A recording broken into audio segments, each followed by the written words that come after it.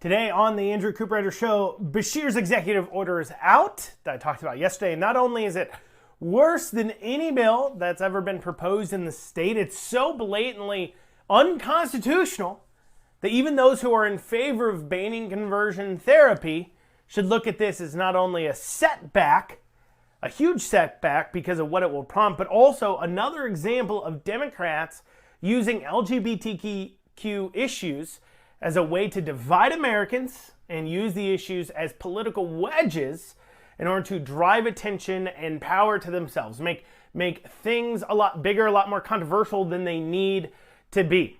And the hunt for the I-75 shooter is over. After nearly 2 weeks here, they've finally found what they believe to be his body. I want to take a second, though, to talk about the response, specifically the closing of the schools, that I think is worth debating. And then finally, Randy Adams, former principal in Anderson County, Lawrenceburg, Kentucky, who's become an advocate speaking for school choice here in Kentucky, was on, I believe, Kentucky Tonight on KET and exposed a conflict of interest between, well, I guess you'd say a not very straightforward, honest position between the Kentucky Center for Economic Policy and NEA, the National Education Association branch of here in Kentucky. So we'll have all of that and more today on the Andrew Cooperrider Show. Please make sure you like, comment, share, subscribe. As always, make sure you're listening to the show when it comes out and make sure you are sharing it with others. But without further ado, let's dig down into it. So yesterday I spent the show, all like 30 minutes or so, talking about the issues with how they define what they call conversion therapy. Because as I pointed out yesterday, and if you want to dig into this more, you'll have to go back and listen to yesterday's show, which you should be able to catch. It's called Beshear Shreds Separation of Powers. And I went through in litany the issues with what Beshear is doing with this executive order based upon if he was just to go ahead and copy the bill that was put forward in 2023. And I talked about how they defined conversion therapy in that bill. And I talked about it specifically because the executive order wasn't out yet and we didn't know how Beshear was going to define it in his executive order. It does look like he took the exact definition I used yesterday in the executive order. So if you want to dig into all the issues with the definition and why they're not being very honest when it comes to what they're talking about, when it comes to gender transition conversion therapy. They're not talking just about, beating the gay out of somebody or some sort of Pavlovian pain response technique or brainwashing, attempt, show pornography to gay people type things that maybe it elicits in some individuals. No, that's not what they're talking about at all. They're simply talking about, and I went into this, like I said, in detail, but the definition being used is broad enough that it could define just simply not affirming somebody's gender identity if they come in and you're a therapist, which is a big problem because of all the issues it leads to. But outside of that, we do see the EO, and even outside of that definition, we see that Beshear has overplayed his hand so severely. This EO will be struck down in seconds in the courts, I do believe. Not just because it's questionable whether or not Beshear even has the power, but because of what it doesn't have in it that the typically proposed bill does have in it. And the fact that he didn't include this is actually why some of the banned conversion therapy activists are actually looking at what Beshear did and viewing it as a setback, as a problem for them, even those who agree with the definition.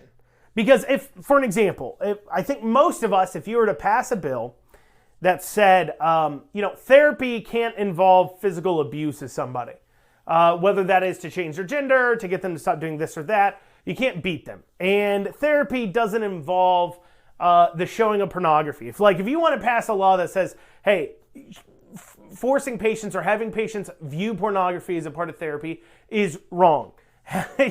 Something like you can't do that as a therapist. That's pseudoscience, right? Or if you want to say beating somebody or using pain response in order to reprogram somebody's mind as a therapist is wrong, that should be outlawed. I don't think you'd see much pushback. I know I wouldn't be upset about that at all. I probably would say, yeah, it's a good bill. We should pass that. Because obviously, too, it would protect against children, because we've seen some pretty extreme things in the gender transitioning side of things, trying to transition people over, where they'll show individuals pornography and those types of things. This really goes into the basis of gender theory as a whole back during 70s and 80s when they did some pretty horrific experimentation, especially on children. But that's besides the point, okay? If you pass that kind of bill, I think nobody would really throw a fit. The problem with the bill that they're putting forward that I have, that most people have, is it seemingly bans any therapist from having an opinion that you can't transition your gender. That's what it bans. Any licensed individual. And that's a big problem and a big issue. So that's why even the pro-banning conversion therapy people in their crusade, why I disagree with them even passing the law, but even they now are looking at this and saying, oh no, for two specific reasons. First, because Beshear is doing this through EO and creating now this conversation around conversion therapy, and there probably should be worried about this if you're somebody who wants to ban conversion therapy as defined as in the proposed bills and the executive order that Beshear just signed. Beshear coming in and signing an executive order almost guarantees, especially if it's left in place, that the legislature will come in and pass some sort of piece of legislation to go ahead and protect specifically religious liberties, because there's a big problem here. And this goes into where Beshear has made a giant mistake in this executive order in general. But already the law that was being proposed, it did provide carve-outs for non-licensed therapists, but what it still would have done, that would be an argument here, is it would have left, if you're a licensed therapist through the state, you could no longer believe and practice your religious beliefs. And what I mean by that is that if you can't express to a person that they are not a female just because they say they're a female, if that's not, if you're being basically through your licensing, your freedom of religion is being abridged because you have to now state, like some sort of state mandate, that you must believe that a person can transition their gender. Well, that's going to create all kinds of religious issues and concerns. So the bill as proposed already had these issues that would have been debated, and so that's part of the reason why it really wouldn't move forward. But now with Beshear putting this forward, you're now going to see people passing legislation, most likely, that actually is enshrining parts of what they define as conversion therapy into law to allow it to occur.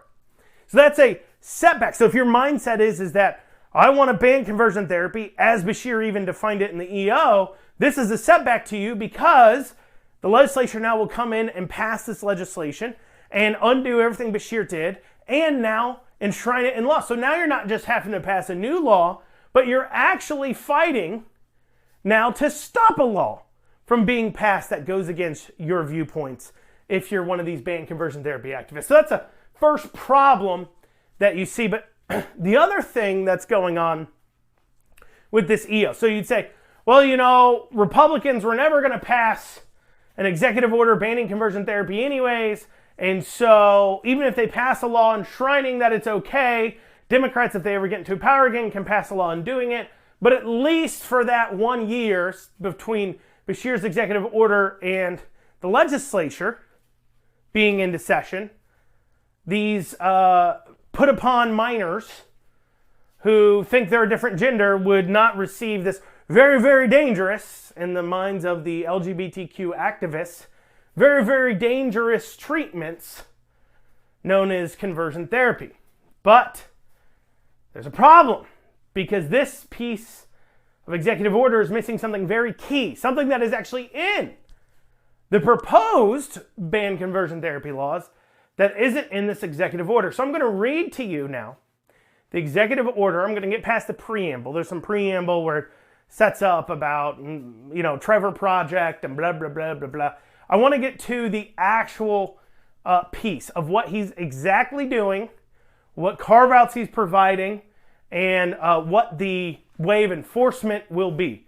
Because this is, like I said, it's really setting up for something. So, here we go. Here's from the executive order. Now, therefore, I, Andy Beshear, Governor of the Commonwealth of Kentucky, by virtue of authority vested in me by the Kentucky Constitution and KRS 12.020, do hereby declare, order, and direct the following. The Cabinet for Health and Family Services shall take all actions necessary to prohibit the direct or indirect use of state and federal funds for the practice of conversion therapy on minors, referring a minor for conversion therapy, or extending health benefits coverage for conversion therapy with a minor. This includes, but is not limited to, funding related to the Kentucky Medical Assistance Program, the Kentucky Children's Health Insurance Program, and Child Welfare Services, and Juvenile Justice Program. So if it just stopped there, and then it provided a few different, I guess you'd call them carve-outs, we'll get to in a second, then he probably would maybe be okay,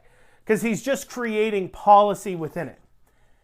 However, it continues, and this is where, one, he's definitely overreaching his abilities as a governor, and we'll see if you can spot another issue too as well. So here's section 2. Any state agency that discovers or receives a report that a provider certified or licensed to practice in Kentucky engages in conversion therapy efforts with a person under 18 years of age or performs counseling on conversion therapy as a part of his training for any professional license under a professional certificate or licensing board, then Commonwealth of Kentucky shall report that provider to the appropriate professional certification or licensing board within the Commonwealth for potential disciplinary actions. That's important because, as I said, if he's just talking about how state funds will be spent, he could maybe make an argument that it's not specifically prohibited by the legislature and it's his job as the governor to make policy, so therefore he has the ability.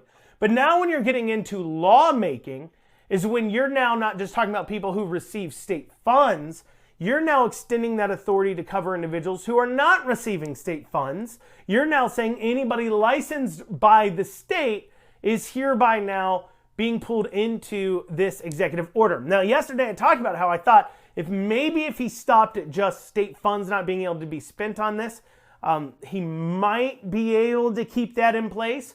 However, he went much farther than that, including everybody who's licensed. And so now that becomes a part of the reason why this will get tore apart in a second. And there's another reason why. I'm going to keep reading now, though, from the executive order. The Cabinet for Health and Family Services and all departments and agencies within the Cabinet shall update any relevant policies, procedures, standards, manuals, treatment guidance, and other materials related to child health care, child welfare, and juvenile justice services to reflect the prohibition and use of state and federal funds for the practice of conversion therapy on minors, and to convey, where appropriate, the dangers associated with the practice of conversion therapy on minors to the extent allowable by state and federal law. All departments and autonomous agencies subject to the supervision of the governor that regulate, provide, procure, pay for medical or mental health services on behalf of Kentucky residents shall explore what further actions they can lawfully take to protect minors from the practice of conversion therapy. All professional certificates or licensing boards, departments, and autonomous agencies within the Commonwealth of Kentucky that are not subject to the supervision of the governor are encouraged to explore and implement all options to prohibit the practice of conversion therapy on minors and the referral of minors for conversion therapy, including but not limited to engaging in conversion therapy on minors or referring minors for conversion therapy unprofessional conduct subject to disciplinary action. So not only is he saying in this, the state boards will come after you, but he's encouraging if there's any private organizations within the state, they should go ahead and take actions too. So it's even a little bit farther of the overreach, but now we get into the definitions. This is important. For purposes of this order, conversion therapy means any practice, treatment, or intervention that seeks or purports to change an individual's sexual orientation or gender identity, including efforts to change behavior or gender expressions, or to eliminate or reduce sexual or romantic attractions or feelings towards an individual of the same gender. Conversion therapy does not include any practice, treatment, or intervention that provides acceptance, support, or understanding to an individual, or any practice, treatment, or intervention that facilitates an individual's coping, social support, and identity exploration and development, so long as such practice, treatment, or intervention does not seek to change an individual's sexual orientation or gender identity. So to make it clear here, it goes on in section 2 to make it even more clear that any practice, treatment, or intervention that is neutral with regard to sexual orientation or gender identity and seeks to prevent or address unlawful conduct or unsafe practices, and any practice, treatment, or intervention that assists an individual seeking to undergo gender transition or an individual who is in the process of undergoing a gender transition. So very specifically, the only carve-outs he provides is for those who are trying to transition a child's gender basically from their biological gender to a new gender. That's the only carve-out provided. Trying to take a person, though, who identifies as a different gender and saying, look, you're biologically a boy or you're biologically a girl, that's who you are, let's learn to love and accept your body and who you are for who you are, and let's go from there. Well, that is now strictly forbidden, but there's a carve-out missing that is even in the proposed laws, and that is a carve-out for religious beliefs. And the fact that he left out that carve-out, so he overreached by going over to the boards, not just talking about state money, for sure. He also, in my opinion, overreached by not providing a carve-out.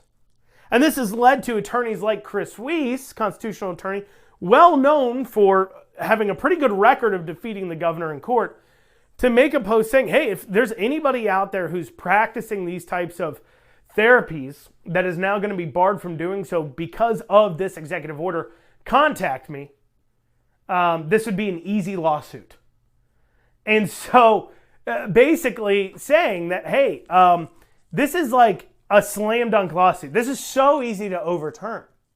And so that leads into my example. So you have, not only is his executive order going to seemingly be pretty quickly and easily overturned for incredibly how unconstitutional it is, but also he's ignoring the separation of powers. But then at the same time, because of these actions, he's going to make the Republican legislature now get involved and push in the other direction. He's actually hurting the overall cause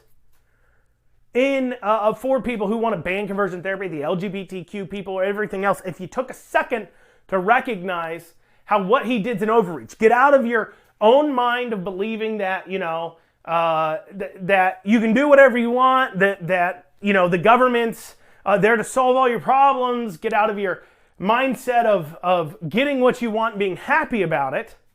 Instead, look at what actually happened, what the actual legal limitations are on the governor, what the constitutional limitations are, and you'll realize that this is the wrong move to make, because not only does it not stick, but it makes things worse for you on your issue. So why did Beshear do it then? Well, simply put, it's the same reason that Democrats continue to push these ideas, and they do this across all kinds of ways. They do this with racial issues, push the idea that, black people are literally being slaughtered in mass by police. They're just being just killed as crazy by racism. That hate crimes are all over the place. Islamophobia, anti-Asian hate. Right? The Nazis are marching in the street. They do it with that. They do it with these LGBTQ issues of demagoguing our viewpoints. Viewpoints of Christians, for an example, that simply say, hey, yes, I believe homosexuality is wrong. I believe, transitioning your gender is wrong. I believe it's immoral. But this doesn't mean I want you thrown in jail. It doesn't mean that I want my government necessarily to do anything to you about it. It doesn't mean I hate you. It doesn't mean I want to beat you up. This is my beliefs. And you're right. As long as it doesn't affect me and doesn't have any bearing on what I'm doing, I don't really have a good argument for why my government should get involved. And I don't.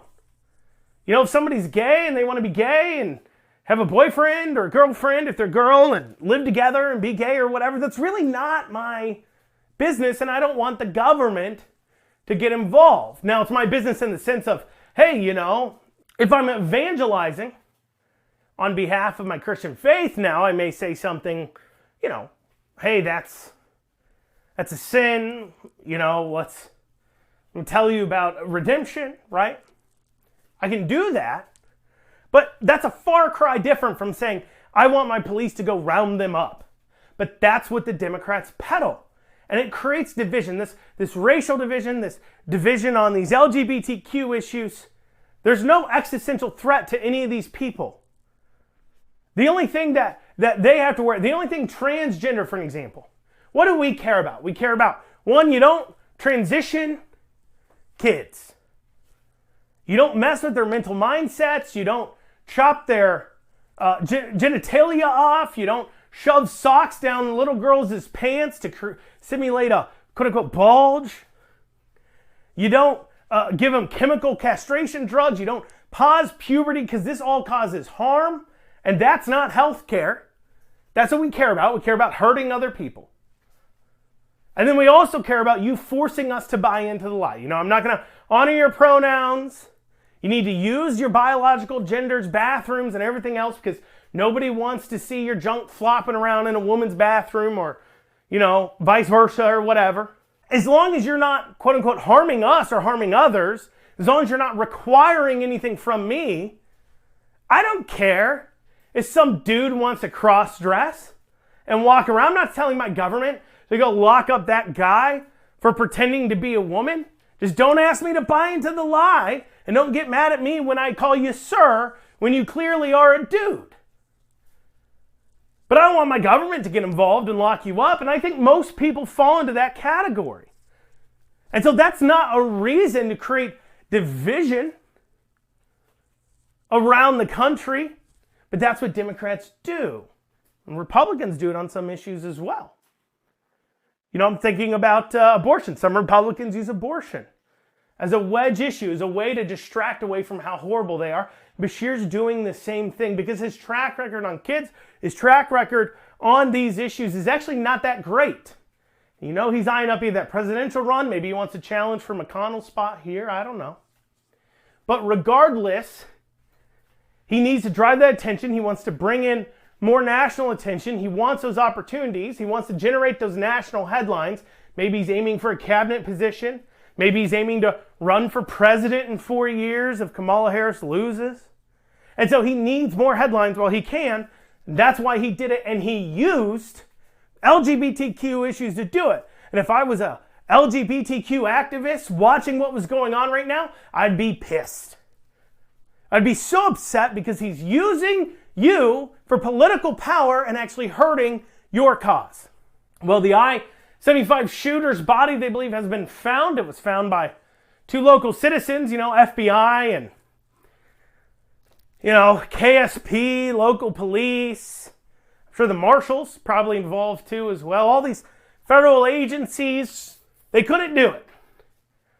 But apparently the couple that runs the Hatfield and McCoy Museum managed on a live stream to, use basic intelligence of, there's vultures circling in this area. Let's go see if we can find him. Maybe he's died. That's why nobody can find him. Because if you remember, the last manhunt that took a long time regarding an individual that everybody was looking for. You remember Dog the Bounty Hunter was involved, I do believe. He ended up being found dead. And then when you got a vast area, and you have somebody who's died in that vast area, well, it can be a lot harder to find them. So they took that into consideration, followed the vultures, and I believe they found the body. Now, I could go for the low-hanging fruit here and talk about how incompetent and everything else these federal agencies are at their one job and yada, yada, yada. But that's low-hanging fruit. I'm not going to do that. No. Instead, I want to talk about something different. I want to talk about the response to specifically the schools. It seems since COVID, we've been very quick to shut down the schools. And while this manhunt's been going on, the schools in the area have been shut down, which seems like the worst possible move to make. It seems like overkill. It seems like a way to foment fear and anxiety, because follow me here, right? The shooter in this case, trying to get into the mindset here, they're on the run, okay? If you think they're alive and well, which obviously turned out to be having died, don't know for how long, but having died. But if you believe he's out there alive and well, he's on the run, supposedly he's at least dropped his rifle, that's what they said. But he's out there. What he's going to be looking for. Because clearly, he's not necessarily trying to kill himself, or else he would have already done it, right? And so, maybe he could be trying to go out with a bang, quote unquote. But most likely, what he's doing is he's trying to get out of the area, he's trying to get resources. And so what's more likely to occur is for him to end up breaking into houses on the outskirts, especially during the middle of the day, and in order to find the least resistance, because obviously, he's trying to get away.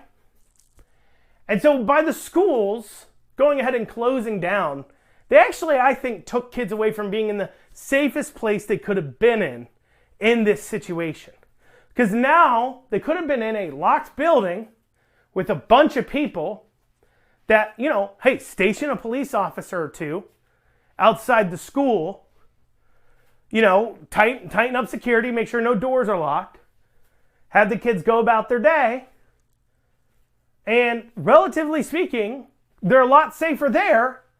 Not that they'd be necessarily in a whole lot of danger anywhere, but they're a lot safer in that situation than they would be at home, either just one or two people with their parents now have to be home during the day, or perhaps, especially if the parents have to work, the kids being left home alone, easy targets for an individual who's on the run. So not only does it make absolutely no sense from a sheer just what's safer, what's not standpoint of things, but also it foments this fear and anxiety in the area. And I just feel like ever since COVID, these schools have been real quick, real easy to shut down, do virtual learning, to do whatever. I can't remember prior to 2020 there being virtual learning days. I mean, they were on the books, you could do them, but I don't remember them ever being used personally. I could be mistaken, but I don't remember it. But yet, here they are. Seems like we have a story once or twice a month of some district somewhere going to virtual learning for something. I just think we really need to have a conversation. One, is that actually the proper response? And I know some of you would be like, look, there's a killer on the loose. We got to be careful, or attempted killer on the loose. We got to be careful. That highway could be dangerous to drive on, and it could. Granted, and I get it, it's scary. You send text messages saying you want to kill a lot of people, everything else. Schools are common targets for mass shooters. But, as I stated, if he's on the run, leaving children home alone is a worse situation. I just think we really need to have some conversations about this fearful response from our government of trying to push us to be more afraid of situations than we should be. Well, finally here, last story. Interesting occurrence happened. Randy Adams was on KT, and he happened to bring up something rather important regarding the Kentucky Center for Economic Policy. Now, the Kentucky Center for Economic Policy has been a leading voice against Amendment 2, peddling out stories, talking about their studies that they've done that is pointing to how awful this will be for Kentucky. In fact, the Kentucky Center for Economic Policy touts itself, however, as a non-partisan independent organization. This is from their website. KY Policy is a member of the State Priorities Partnership, a national network of more than 40 independent, nonpartisan research and policy organizations that address fiscal and economic policy in their states, and is also a member of the Economic Analysis and Research Network. KY Policy is associated with the Mountain Association. So they tout themselves as an independent, nonpartisan research organization. And places like the KEA, which is the Kentucky Education Association, and that's like a teachers union, right? And media too, on a regular basis, and we saw the Herald Leader has cited them at least 10 times on these issues, on these school choice issues, citing their research. Well, something came out that points to just how not independent they are. Here is Randy Adams talking about this on KET. Let's take a listen here. KY puts out, citing all of the negative impacts, is coming from the Kentucky Center for Economic Policy. What's really interesting, on their tax statements, Eddie Campbell is listed as a director. Now, is that a different Eddie Campbell? Is the KEA president also a director on the Kentucky Center for Economic Policy?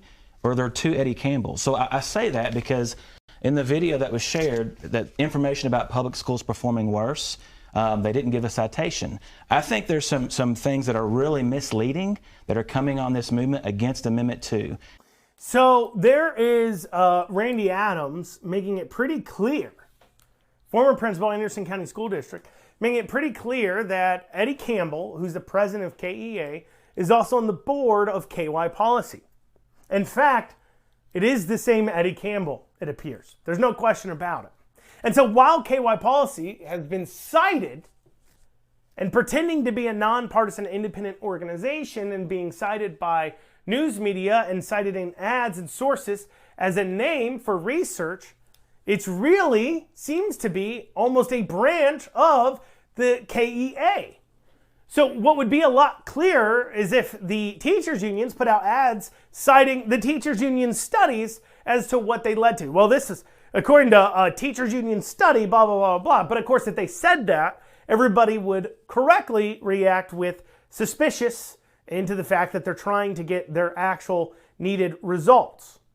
And so instead, they've been using KY Policy, what appears a pass-through, to launder their viewpoints through public society using data, generating headlines, generating citations, being used and creating studies that are then used in ads, but it's used to make them appear like they're independent when they're anything but. Certainly something we should be careful of. Well, y'all, that's what we got time for today on the Andrew Cooperrider Show. I thank y'all so much for joining me. We'll be back here tomorrow. Hope you have a great rest of your day.